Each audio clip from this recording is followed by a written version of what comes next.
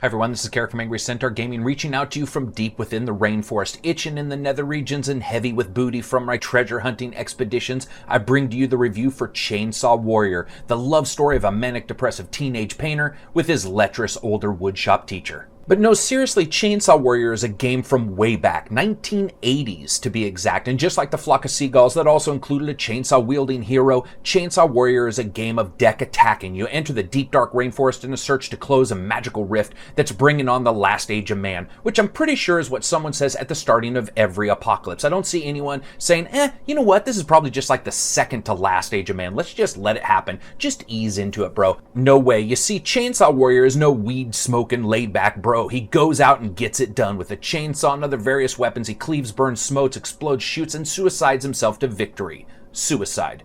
Yeah, I'll get to that in a second. So let's jump right into this before this creeping rot I have grows any further. Graphics are up first. I mean, it's a card game put into digital form, so you can't expect a whole lot. I was excited to see animated shorts that played out between areas.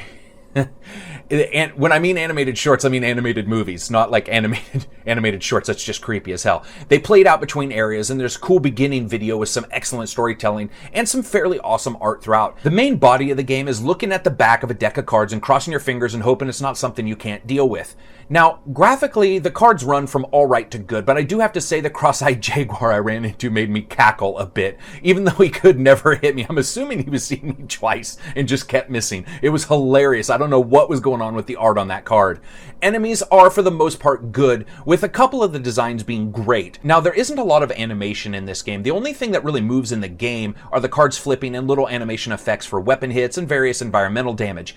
It's really a minimalistic affair that does what it's supposed to, but I can't say that I wasn't a bit let down by the overall lack of punch or extras that were put in. So far, it's good, but it's not great. Sound.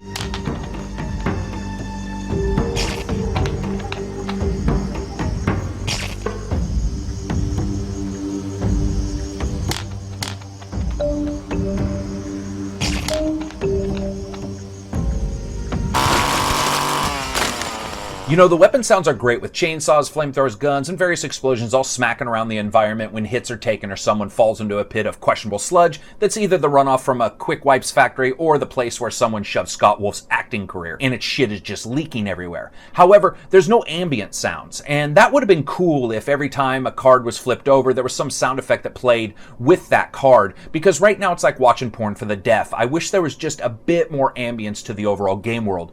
Regardless, what's there is good, it's just as minimalistic as it can get. Up next is music, and I have to say, yes, I actually love it.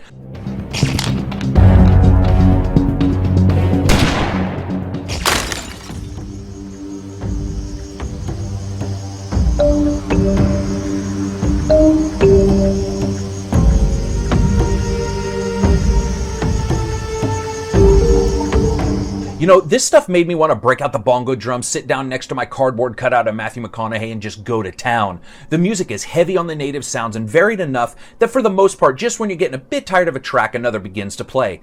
Music in the scenes where the game world's being described is also very, very good. For a game based on a card game and with very little changing throughout the game world during a single playthrough, this seems to be just the right amount of excellent and varied music that you would expect. It's not Chopin, but it's also not One Republic either. It's somewhere in the middle.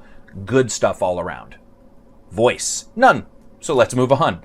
Gameplay. Basically, at the start of each game, a character, our aforementioned light-footed chainsaw warrior, is created via randomization of specific skills like wounds, reflexes, ranged attack, and how well he'll be able to do when someone leaks uranium on his face or he leaps into a pit filled with pissed-off monkeys wielding pit viper swords. Then you pick up some weapons, with more being unlocked as you continue to die in your subsequent tries to close the rift. Then you jump into the game. Within the game, cards are flipped over, and like a street-side meeting with Melanie Griffith, the card faces are encountered, leaving you usually beat, broken, scarred, and ruined for life. But you can't stop. You have to continue on and drag your bleeding radioactive body to the bottom of the card deck so you can do battle with the darkness and close the rift.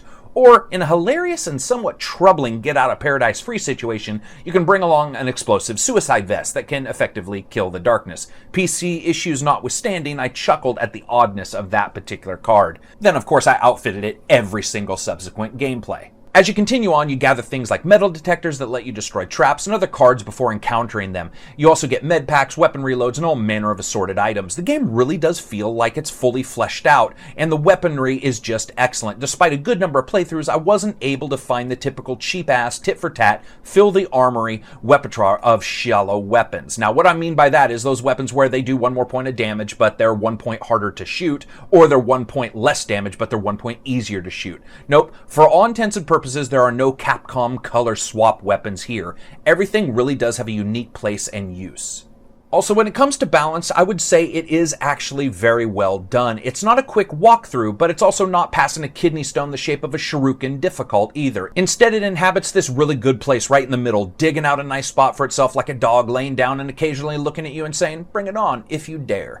And I dared many times. Many times. I suffered death via darkness, explosion, cross-eyed panther puma looking crossbreeds. Hell, one time I even died by getting wrapped up like a Subway sandwich by a crocodile spin. It was all good fun, and though occasionally I felt like my dice rolls were fated against ever stopping the darkness, I also felt that the game was balanced insanely well to make it very difficult but not impossible. And the game really does hinge on you being smart. One weapon in particular hits hard as hell, but it only is one of a couple that can kill the ending boss. So when you're low on life points in the midst of a bad dice roll pattern and fighting against a set of fairly aggressive crocodiles, you can either leap into the water and try to make them laugh themselves to death while watching you punch them, or you can use that weapon. But if you use it up, there is no way to win. I loved that. Fun factor. You know, I enjoyed it immensely. I can't say much more than that. It's simple, like my attraction to girls with the first name that starts with J and Pizza Hut apple pies. It's just fucking fun through and through. It's a game that I can play many times in an incredibly short period of time and have completely different results with each one. You know, there's something to be said about getting tickled, a surprise punch to a bad guy's face in a movie, and water slides. They're all just simple fun. You can dissect them. You can neuter the overall experience by getting so down and dirty in all of it that you explain water slides as body's fear reaction coupled with changes in gravitational force mixed with anxiety to elicit an adrenal response. But by then, no one knows you're fucking talking about water slides, and instead someone might assume it's NASCAR, which isn't fun at all. Only their highlights are. So let's consider this game water slides plus NASCAR highlights. All the boring talking and steering in one direction and people hitting one another and getting into fake fistfights in the pit area, all of that taken out. This is just the highlights. Water slides equals awesome. Now after that bit, it leaves longevity. You know, frankly, this game is freakishly short and is random, so it's pretty much made for this kind of thing. It doesn't pay off as a long game, and in fact, each card takes a bit off of an overall timer in 30-minute intervals, which means if the cards don't get you, the time limit will. And you can sprint by enemies like a fucking Jedi if you want, but there's a good chance you will fail and always be at the worst time. Honestly, longevity's through the roof. That's if they don't release an expansion or something as well. I'm not saying they will, but I'm saying if they do, the game's going to get even better. So quickly, what does Chainsaw Warrior do right? You know, the balance is spot on. The music is excellent. The game is very fun for a card game on a computer screen, and there are a lot of card games out there that just aren't that enjoyable. And there's a good balance between speed and tactical gameplay. And what does Chainsaw Warrior do wrong? You know, I would have loved more sound effects to keep me in the moment and really solidify enemies in my mind versus just seeing their cards. And I have to put the card art in this section. I just wasn't a massive fan. I'm not saying it's bad. I'm saying it really didn't fit the overall production values that the rest of the game seemed to have. So that's it. As you guys know, I rate games on a buy, wait for sale, rent, or never talk about it again rating scale. This is solidly a buy at $5.99 on Steam. I can't be any clearer than that. If you like card games, if you like the idea of supergluing a chainsaw to yourself on some random body part and leaping through enemies, then this is the game for you.